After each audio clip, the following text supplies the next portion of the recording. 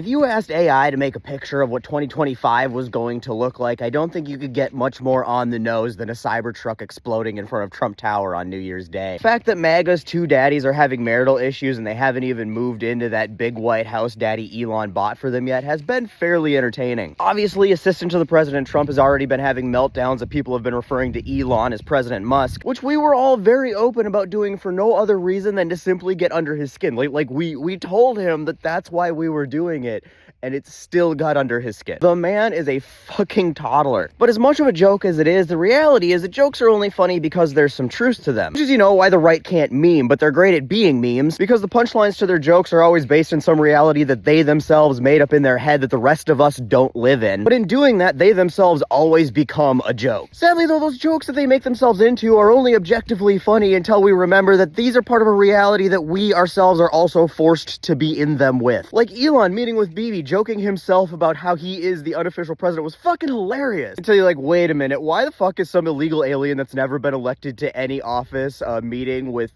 foreign genocidal maniacs on behalf of the United States? It's not a good, there's no good reason that is had. There's no good that can come from that situation, and the fact that it happened gives me very icky feelings. I mean, I guess icky is really the only appropriate reaction when you see an awkwardly shaped pasty blob like that, but you get my point. Or how it's hilarious about him suddenly becoming Father of the Year when he needs a kid to use as a human shield. That was fucking hilarious until you realize that he's using his child as a human shield. And the fact that he feels like he needs to use his child as a human shield is because, everything that's old is new again, and it seems like high-waisted bell-bottoms and guillotines will be hot for this summer's fashion trends. And it's sad that as a civilization, we're regressing back to the 18th century. And the President Musk thing is hilarious when you consider that Congress is bypassing current elected officials who are in power right now to consult an unelected guy who thought it was a good idea to spend $40 billion on fucking Twitter on if they should pass spending bills or not. Which is fucking hilarious until you remember that Congress is bypassing current elected officials to consult an unelected dude who spent $40 billion on Twitter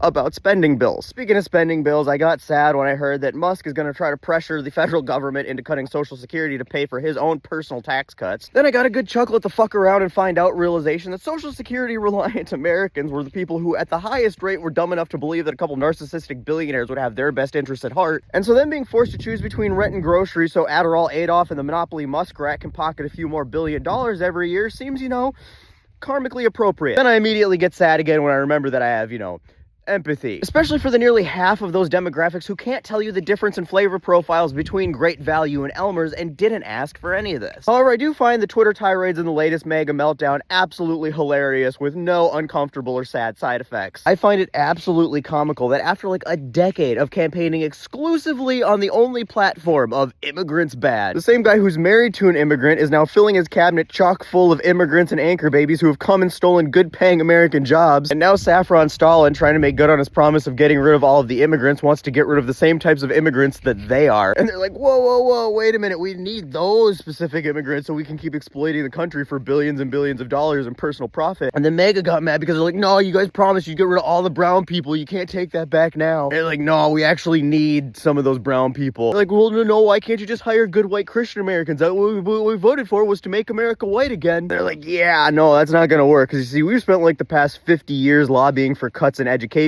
funding, and Republicans have spent 50 years obliging us and cutting those education funds. And they're like, as a result, Americans have become really, dumb. Let's be real, 74 million y'all were dumb enough to, vote for us. And we need a field of people for our workforce whose IQs are high enough that they wouldn't make a good putting green. So as a result, we have to import brown people from countries who haven't spent the past half century trying to make their populations dimmer than the Arctic Circle in December just to keep our tech bro companies running. It's just hilarious. After buying the White House for the guy who ran on the campaign of getting rid of all immigrants, Vivek and Elon, an illegal immigrant and an anchor baby, have come out on Twitter and be like, nah, but seriously, Americans are too stupid to do these jobs, so we need these immigrants. And then Elon was apparently banning other MAGA people on Twitter like Laura Loomer for disagreeing with him. Then Vivek apparently got yelled at and put on timeout by the Trump campaign for calling Trump voters too stupid to do his tech bro jobs. It is all just thoroughly enjoyable. As long as you can forget for a moment that it's not incredibly terrifying and depressing. And now I'm sad again.